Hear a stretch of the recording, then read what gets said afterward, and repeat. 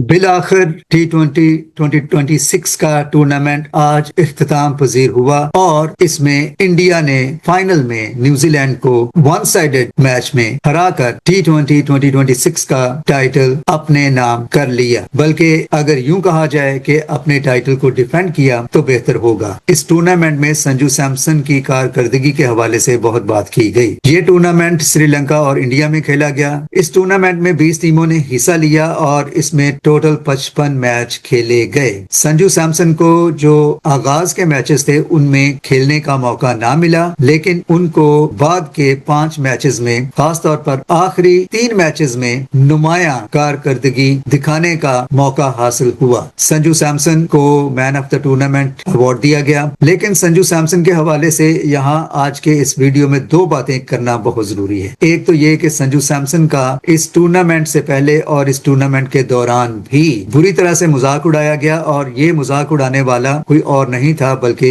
Indian cricket team के खुद captain Surya Kumar Yadav थे। जब उनसे पूछा गया कि आप संजू सैमसन को क्यों मौका नहीं दे रहे, तो उन्होंने संजू सैमसन का गोया के जैसे मजाक उड़ाते हैं ये कहते हुए इस सवाल का जवाब दिया कि क्या मैं अभिषेक को बाहर बिठा दूं, क्या मैं तीसरे नंबर के तिलक वर्मा को बाहर बिठा दूं। और उसके बाद उन्होंने एक नहायत ही भोंडी सी हंसी हंस के है बात को जैसे कि टाल दिया हो या संजू सैमसन का तमस्खर उड़ाया हो कि उनकी तो इस टूर्नामेंट में हमारी टीम में जगह ही नहीं बनती। क्या हम आने वाले मैचेस में उनको देखेंगे खेलते हुए? मतलब आप बोल रहे हो मैं अभिषेक की जगह पे खिलाऊं उसको? नहीं, नंबर 3 में भी। तो मतलब तिलक की जगह खिलाऊं?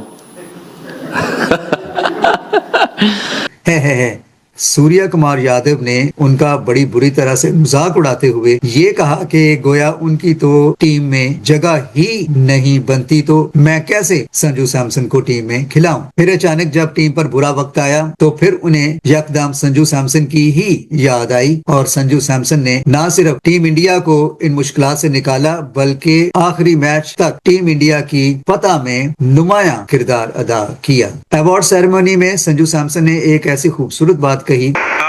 To be very honest, I think, sir, I think this started 1 to 2 years before when I was with the 2024 World Cup winning team in West Indies. I couldn't play a game. I kept on visualizing, I kept on dreaming, I kept on working. This is exactly what I wanted to do then. I thought I need to work in, I need to put in so much of work that this is exactly what I wanted to achieve. And by God's grace, I think today things have turned around. I think right after the New Zealand series, I was broke. I was completely out of my mind. I was like, okay, my dreams have shattered. Okay, what else can I do? But God had different plans. I think I suddenly came back into the crucial games and I did what I could for my country.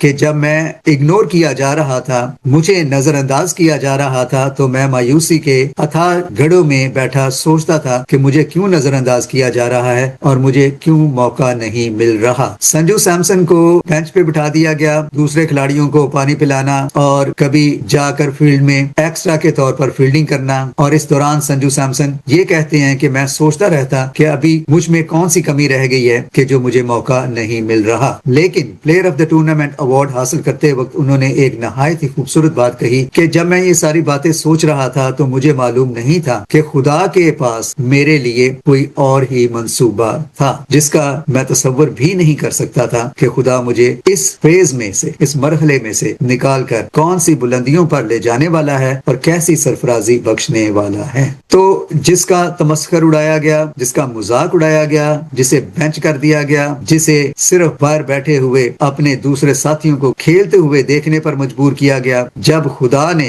उसके लिए राह निकाली, रास्ता निकाला, तो फिर उसने ऐसी कारकर्दगी दिखाई कि ना सिर्फ अपने लिए, अपनी टीम के लिए, बल्कि पूरे मुल्क के लिए ऐसा कारनामा सरअंजाम दिया जिसका वो नहीं जानता था कि खुदा ने कैसा मंसूबा उसके लिए बना रखा है। और जैसे संजू सैमसन ने कहा कि जब हमें कोई रास्ता दिखाई नहीं देता, खुदा उस वक्त हमारे लिए कोई अलग ही, कोई और ही बड़ा मंसूबा बना रहा होता है। तो संजू सैमसन की कहानी से मुझे जो सबक मिला है कि मायूसी और नाउमीदी के अथाह गढ़े में भी खुदा पर भरोसा जारी रखें और हर हाल में उस पर ईमान रखते हुए उम्मीद का दामन ना छोड़ें। और जब खुदा मौका दे तो फिर अपने तनकीद करने वालों को भरपूर जवाब दें अपनी कारकर्दगी से, और जब खुदा आपको कामयाबी दे तो उसका शुक्र अदा करना ना भूलें। This is exactly what I wanted to achieve. And by God's grace, I think today things have turned around. So Sanju Samson, God bless you. और जैसे बाइबल मुकद्दस में लिखा है, वो जो मेरे नाम की इज्जत करते हैं मैं उन्हें सरफराजी बख्शूंगा। Thanks for watching.